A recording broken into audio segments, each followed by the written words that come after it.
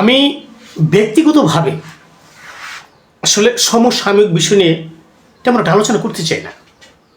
এগুলো স্থায়ী আলোচনা নয় বা সুদীর্ঘ সুফল বা সুপথ বহনকারী ব্যবস্থাপনা নয়। এই জন্য আমি ওই সমসাময়িক নিয়ে তেমন একটা আলোচনা করি না।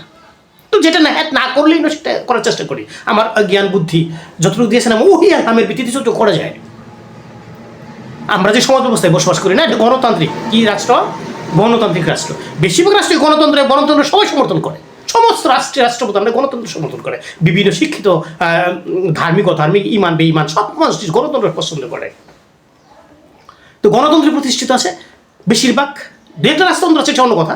তো গণতান্ত্রিক রাষ্ট্র ব্যবস্থাপনায় আপনি দেখেন, এটা জনগণের মত, সংখ্যাগরিষ্ঠের মত, বড় দলের মত কার্যকরী। একটা গণতান্ত্রিক রাষ্ট্রে সংখ্যাগরিষ্ঠের মতই কার্যকরী।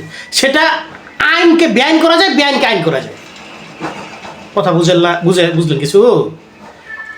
যখন কোনো কার্য সমষ্টিগতভাবে গ্রহণ করা হয়, যেখানে সংখ্যাগরিষ্ঠ, সেই কাজটা গণতান্ত্রিক রাষ্ট্রে গ্রহণ করা হয়, স্বীকৃতি দেওয়া হয় ভালো হিসেবে। মন্দ হলেও ভালো, আর ভালো হলে বাতিল করা হলে, মন্দ বলে বাতিল করা হয়। এটা এই রাষ্ট্রের মধ্যে আমরা বসবাস করছি। আমি যে বিষয়টা বোঝাতে চাচ্ছি সেটা হয়তো শেষে একটু বুঝাইতে চেষ্টা করবো। আমি বিস্তারিত বলবো না, বলে কারণ কী বুঝেন, মন খারাপ করবেন আবার। তো আমি সহজ পন্থায় যেটা কথা বুঝতে চাচ্ছি, দেখেন, এই গণতান্ত্রিক রাষ্ট্র ব্যবস্থায় যে সরকার হয়, সংখ্যাগরিষ্ঠের মত নিয়ে হয়, এবং সংখ্যাগরিষ্ঠতা নিয়ে সে যে কোনো আইন প্রণয়ন করতে পারে, আইন সংস্কার সংশোধন করতে পারে, আবর্তন বিবর্তন যাই বলেন এগুলো করতে পারে, করে না?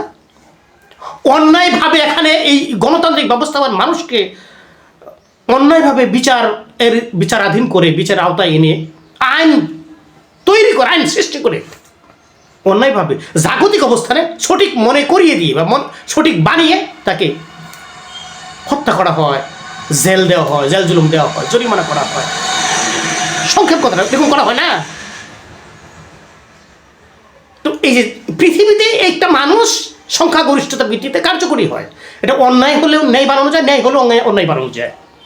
এমনকি বললাম, ওই মানুষকে মৃত্যুদণ্ড পর্যন্ত দিয়ে দেওয়া হয় সংখ্যাগরিষ্ঠতার ভিত্তিতে, আইন তৈরি করে কার্যকরী করা হয়। এখন আপনি আর আমি, যাদের সরল সহজ বুদ্ধি, আলহামদুলিল্লাহ, তাদের ব্যাপারে বিষয়ে আল্লাহ রাব্বুল আলামিন জানবেন। যারা এতটুকু বুদ্ধি অর্জন করেছেন, তাদের এতটুকু বুদ্ধি আছে, বলুন তো, মহান স্রষ্টা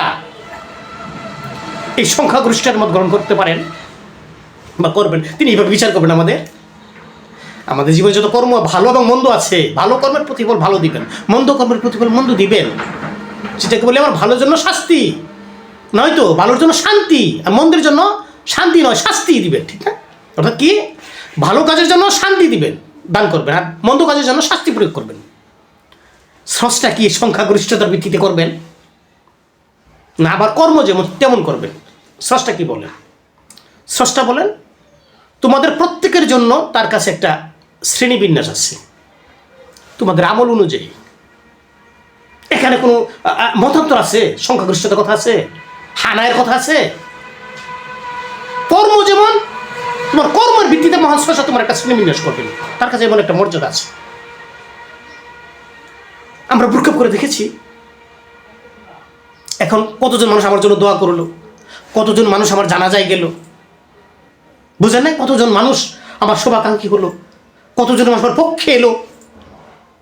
পৃথিবীতে এরকমই করা হয়, বিচার বিবেচনা করা হয়। এই মানুষটা এত ভালো গো, তার জন্য অনেকবার দোয়া করছি, এই মানুষটা এত ভালো গো, তার জন্য অনেক জানাজা, অনেক লক্ষ কোটি জানাজা মানুষ হয়েছে, ও অনেকে ভালো বলছে, এই মানুষটা ভালো গো। এখন স্রষ্টা এটা গ্রহণ করতে পারেন, করবেন, সিউরিটি আছে? বলেন কি কোন আপনারা, বলেন তো, আপনারা কি বলেন? একটু বিবেচনাধারী হন। পশু জানোয়ারের মতো জীবন যাপন করার কোনো ফায়দা নাই। মহান স্রষ্টা বলেছেন, পৃথিবীতে এমন অনেক বহু মানুষ আছে যারা চতুষ্পদ জন্তু, এমনকি জন্তুর চাইতেও নিকৃষ্ট। পৃথিবীর মানুষ, স্রষ্টা যিনি বানিয়েছেন, সৃষ্টিকর্তা, তিনি বলছেন মানুষ এমন আছে চতুষ্পদ জন্তুর মতো, এবং চতুষ্পদ জন্তুর চাইতেও নিকৃষ্ট। বিবেচনা করুন। আমার নফস, আমার আত্মার ক্ষেত্রে আমি প্রশ্ন করি, আমি কেমন মানুষ, কেমন প্রতিফল পাইতে পারি? একটু বিবেচনা করুন।